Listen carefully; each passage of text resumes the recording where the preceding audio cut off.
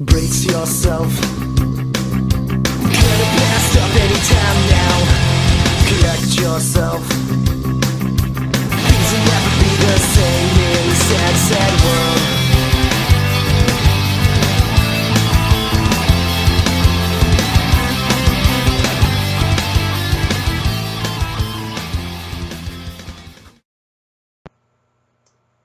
Hello and welcome to Humanities class for Wednesday, March 24th. I'm sure most of you have already heard this, but it was announced yesterday that school will remain closed until May 1st. It's been extended past April 15th, so we will now be doing remote learning for the entire month of April. As disappointing as that is, it's probably not much of a surprise to anybody. Please stay tuned. We'll keep you updated if that changes again. I certainly miss all of you, and I know you all miss each other. So let's do everything we can with the resources we do have to stay connected to one another and to continue to be there for one another in this difficult time. In a difficult time like this, it may be very tempting to say, all this philosophy nonsense is a total waste of time. Why don't we focus on doing the day-to-day things that we need to do to stay sane and the important scientific things that we need to do to beat this virus that is running rampant through our world these days? That's a perfectly understandable reaction, especially when you consider that Plato and Aristotle and the other ancient philosophers, they had never heard of viruses and bacteria. They had no idea that washing your hands could save your life because they didn't know what caused sickness, because they didn't have access to the data. They didn't have the information. Add that to a list of things that they are wrong about. They don't know that the earth revolves around the sun. They've never heard of DNA or evolution or the Big Bang or any of the scientific ideas that make our modern world run and work. So if they don't know about any of this stuff, and we do, it would seem like that makes us a lot smarter than them, and there's no reason we should waste our time listening to them. Let me answer that by having you imagine something. Imagine you are working on a 1,000-piece jigsaw puzzle. Okay? Maybe you love puzzles, some of you do. Maybe you hate puzzles, but you're so freaking bored with this quarantine that you're putting together a puzzle just to burn some hours off of the clock. You work for hours on this puzzle, 700 pieces. 800 pieces, 900 pieces. You get 999 pieces in the puzzle, and then you pass out. You're exhausted. I walk by. I don't know why I'm at your house, but just follow me. I walk by. There you are sleeping. 999 pieces in this puzzle that you put together. One piece missing. It's sitting right there. I pick it up, I put it in, and I congratulate myself. I have completed this puzzle. And I'm right, I have. There's a sense in which I succeeded where you failed. I found the complete answer that you did not find. But who in their right mind would actually give me full credit for that? You did the work. You put together 999 pieces, and the only reason you didn't get that last piece is that time ran out. Time ran out on you. You fell asleep. I come in, I inherit the work that you have done, I add my one piece, and now I have a clearer, more complete picture of the puzzle. People like Plato and Aristotle are you in that story. They put hundreds of pieces of the puzzle together. They didn't complete the puzzle. Why? Their time ran out. If Aristotle lived to be 2,400 years old, then yes, he would have found DNA and viruses and bacteria and that the earth revolves around the sun. I hope I didn't say that backwards a minute ago. That the earth revolves around the sun and that all creatures on earth are genetically related through evolution and all these things. Yes, he would have put that puzzle together if he lived to be 2,400 years old. But his time ran out. As we're especially aware of in a time of plague, we're all mortal. We all have limited time. The people that come after these great thinkers, like Plato and Aristotle, find pieces of the puzzle that the ancient philosophers never found, that the ancient philosophers didn't live long enough to put in the puzzle.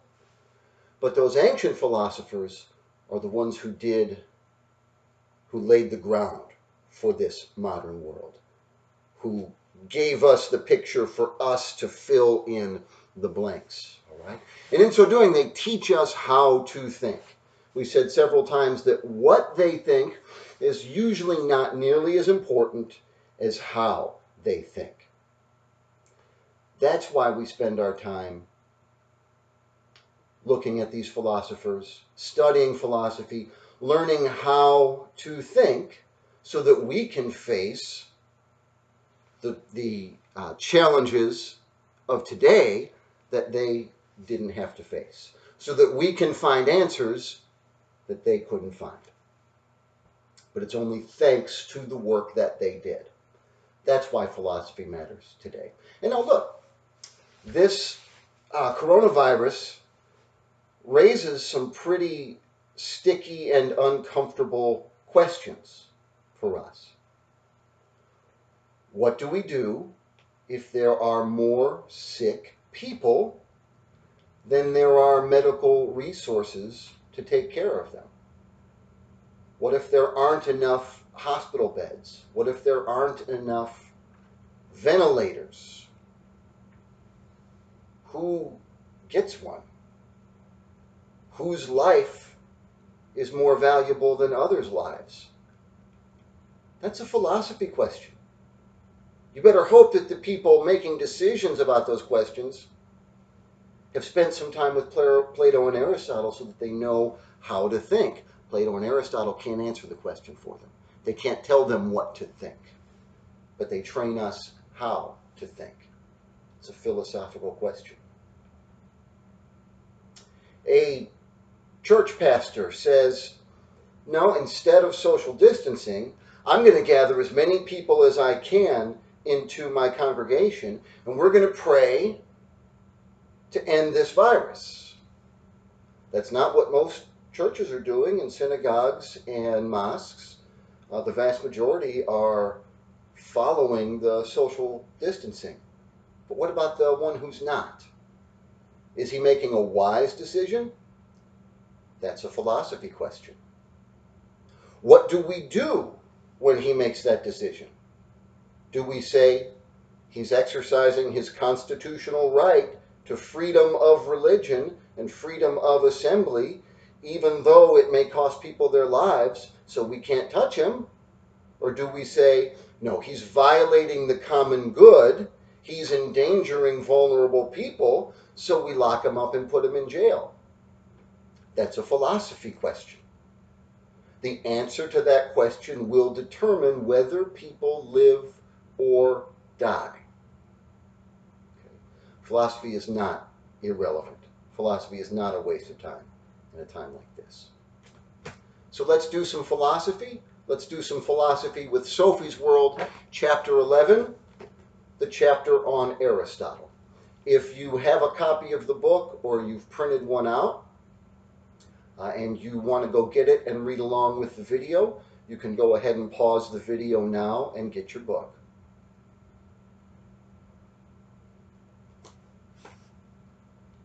What has taken you so long? finally. Okay. Sophie's World, Chapter 11, Aristotle.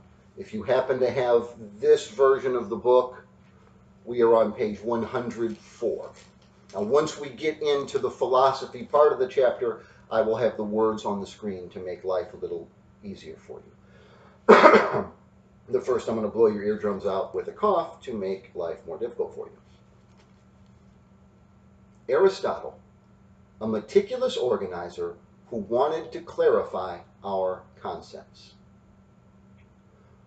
While her mother was taking her afternoon nap, Sophie went down to the den. She had put a lump of sugar in the pink envelope and written "To Alberto" on the outside. There was no new letter, but after a few minutes, Sophie heard the dog approaching. "Hermes," she called, and the next moment he had pushed his way into the den with a big brown envelope in his mouth. "Good boy!" Sophie put her arm around the dog, which was snorting and snuffling like a walrus. She took the pink envelope with the lump of sugar and put it in the dog's mouth. He crawled through the hedge and made off into the woods again. Sophie opened the big envelope apprehensively. That means nervously, cautiously. Sophie opened the big envelope apprehensively, wondering whether it would contain anything about the cabin and the boat. Remember, she just got done breaking into Alberto's house.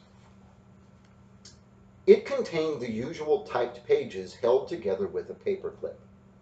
But there was also a loose page inside. On it was written, "Dear Miss Sleuth." Sleuth is another word for detective. "Dear Miss Sleuth," or to be more exact, Miss Burglar, "the case has already been handed over to the police." Not really. No, I'm not angry. If you were just as curious when it comes to discovering answers to the riddles of philosophy, I'd say your adventure was very promising. It's just a little annoying that I'll have to move now.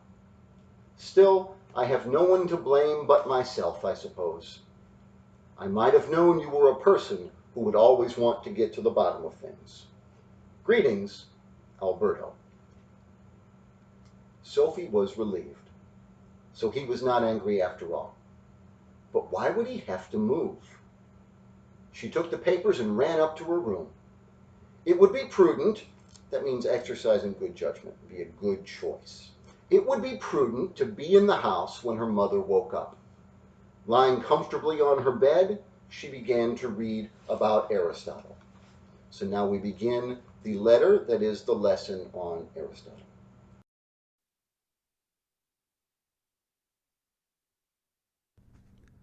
Philosopher and Scientist. Dear Sophie, you were probably astonished by Plato's theory of ideas. You were not the only one. I do not know whether you swallowed the whole thing hook, line, and sinker, or whether you had any critical comments. But if you did have, you can be sure that the self-same criticism was raised by Aristotle, 384 to 322 BC, who was a pupil at Plato's Academy for almost 20 years. Aristotle was not a native of Athens. He was born in Macedonia and came to Plato's Academy when Plato was 61. Aristotle's father was a respected physician and therefore a scientist. This background already tells us something about Aristotle's philosophic project. What he was most interested in was nature study. He was not only the last of the great Greek philosophers, he was Europe's first great biologist. Taking it to extremes, we could say that Plato was so engrossed in his eternal forms, or ideas, that he took very little notice of the changes in nature. Aristotle, on the other hand, was preoccupied with just these changes, or with what we nowadays describe as natural processes. To exaggerate even more, we could say that Plato turned his back on the sensory world and shut his eyes to everything we see around us. He wanted to escape from the cave and look out over the eternal world of ideas. Aristotle did the opposite. He got down on all fours and studied frogs and fish, anemones and poppies. While Plato used his reason, Aristotle used his senses as well. We find decisive differences between the two, not least in their writing. Plato was a poet and a mythologist. Aristotle's writings were as dry and precise as an encyclopedia. On the other hand, much of what he wrote was based on up-to-the-minute field studies. Records from antiquity refer to 170 titles supposedly written by Aristotle. Of these, 47 are preserved. These are not complete books. They consist largely of lecture notes. In his time, philosophy was still mainly an oral activity. The significance of Aristotle in European culture is due not least to the fact that he created the terminology that scientists use today. And here Alberto Knox is talking about such categories as genus and species. He created the terminology that scientists use today. He was the great organizer who founded and classified the various sciences. Since Aristotle wrote on all the sciences, I will limit myself to some of the most important areas. Now that I have told you such a lot about Plato, you must start by hearing how Aristotle refuted Plato's theory of ideas. Later, we will look at the way he formulated his own natural philosophy, since it was Aristotle who summed up what the natural philosophers before him had said. We'll see how he categorizes our concepts and founds the discipline of logic as a science. And finally, I'll tell you a little about Aristotle's view of man and society. No innate ideas. Like the philosophers before him, Plato wanted to find the eternal and immutable, that means unchangeable or unchanging. Plato wanted to find the eternal and immutable in the midst of all change. So he found the perfect ideas that were superior to the sensory world.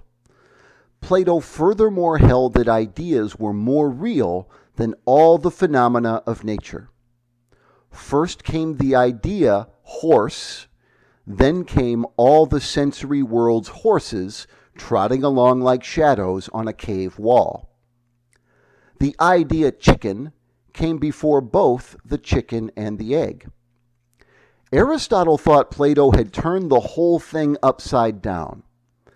He agreed with his teacher that the particular horse flows, in this context flows means changes. He agreed with his teacher that the particular horse flows and that no horse lives forever.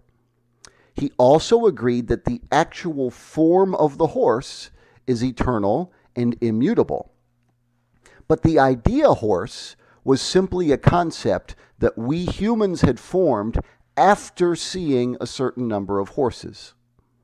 The idea or form horse thus had no existence of its own. To Aristotle, the idea or the form horse was made up of the horse's characteristics, which define what we today call the horse species. To be more precise, by form horse, Aristotle meant that which is common to all horses. And here the metaphor of the gingerbread mold does not hold up, because the mold exists independently of the particular gingerbread cookies. Aristotle did not believe in the existence of any such molds or forms that, as it were, lay on their own shelf beyond the natural world. On the contrary, to Aristotle, the forms were in the things, because they were the particular characteristics of these things. So Aristotle disagreed with Plato that the idea chicken came before the chicken. What Aristotle called the form chicken is present in every single chicken as the chicken's particular set of characteristics. For one, that it lays eggs. The real chicken and the form chicken are thus just as inseparable as body and soul.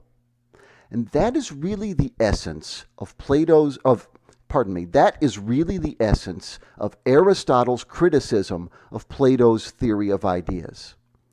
But you should not ignore the fact that this was a dramatic turn of thought. The highest degree of reality in Plato's theory was that which we think with our reason.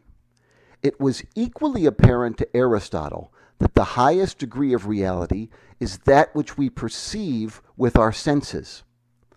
Plato thought that all the things we see in the natural world were purely reflections of things that existed in the higher reality of the world of ideas, and thereby in the human soul. Aristotle thought the opposite. Things that are in the human soul were purely reflections of natural objects. So nature is the real world. According to Aristotle, Plato was trapped in a mythical world picture in which the human imagination was confused with the real world.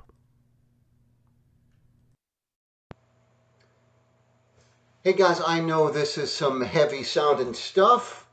It's not immediately obvious what this has to do with anything, but we are eavesdropping on this conversation between these two, between Plato and Aristotle, eavesdropping on their argument. And I promise you that the ideas being talked about by us right now, one of the most important conversations ever had. It's this conversation that's going to directly lead to the possibility of things like antibiotics, antivirals, respirators, electricity, taking baths more than once a year. All right? So we are watching the world we live in be built brick by brick when we listen in on Plato and Aristotle's conversations. Aristotle, we've seen, has looked at Plato's theory of ideas, his theory of forms, and he said that is whack. If we ask Aristotle about my 3 plaid shirts, he's going to say, Plato, you are nuts. These 3 plaid shirts are not all plaid shirts because they participate in some perfect, eternal idea of plaid shirtness in another world somewhere. Next time we're going to find out Aristotle says that you're doubling the amount of things that exist unnecessarily. We'll get there. Aristotle says it's a lot more straightforward than that. All you have is stuff, all right? In this case, 3 plaid shirts that actually exist. Plaid shirtness is not some mystical, spiritual, eternal, perfect thing that you get to gaze on when you die if you live a good life. He says, Plato, where'd you get that from? You're making that up. That's where you get it from. You made it up. You're living in a dream world, a myth world that you created. No. Aristotle says you have 3 actual plaid shirts, and their form is just the combined characteristics or traits that they all share. What we do is we look at stuff, we look at matter around us, and our minds put that matter in categories. This has enough things in common with this, has enough things in common with this, that we call them all plaid shirts. So we say they have plaid shirtness, the form plaid shirt, because they have enough traits in common. All right? They all have buttons, they all have sleeves, they can be folded up and put in a drawer. They have that potential. They cannot give birth to a rhinoceros. They do not have that potential. Okay? So the potential that everything has comes from its form, and its form is just the list of all the characteristics that it has. And when it has enough of those in common with other things, then they belong to the same category or to the same species. But it is matter. It is stuff that actually exists that comes first, and our minds come up with the idea based on seeing, smelling, touching, tasting. I won't be tasting my shirt for you, but you see what I'm getting at. Based on perceiving things with our senses, our minds come up with the idea because we see the things they have in common. Aristotle says there's no need to imagine some other realm and some cookie cutter that some higher being pushes down into the matter and makes them all into plaid shirts or shoes or horses or planets or any other thing. The form is just the traits, the characteristics that a thing possesses, and things that possess enough of the same characteristics are the same kinds of things. Our minds put them in that category. Those ideas have no independent existence outside of our minds, and those categories are not higher realities in some other realm. They're just the names that we give to the things that we come across in the material everyday world, which for Aristotle is what's most real. I've asked you to think about a couple things in preparation for talking about Aristotle. I've asked you to tell me what the first thing you ever did was, the first action you ever performed. And I've asked you if you can imagine anything that you haven't first experienced with your senses. I'm seeing answers come rolling in. We're going to look at some of those answers, and we'll look at how Aristotle will answer those questions next time. In the meantime, stay safe, stay happy, I didn't mean to stay happy, but you're welcome to stay happy. I give you permission to stay happy. Stay healthy, stay sane, stay connected with each other, and be kind to each other. We are all going through this together, and we'll go through, I was going to hold up the book, but it's out of reach. We'll go through this together again next time.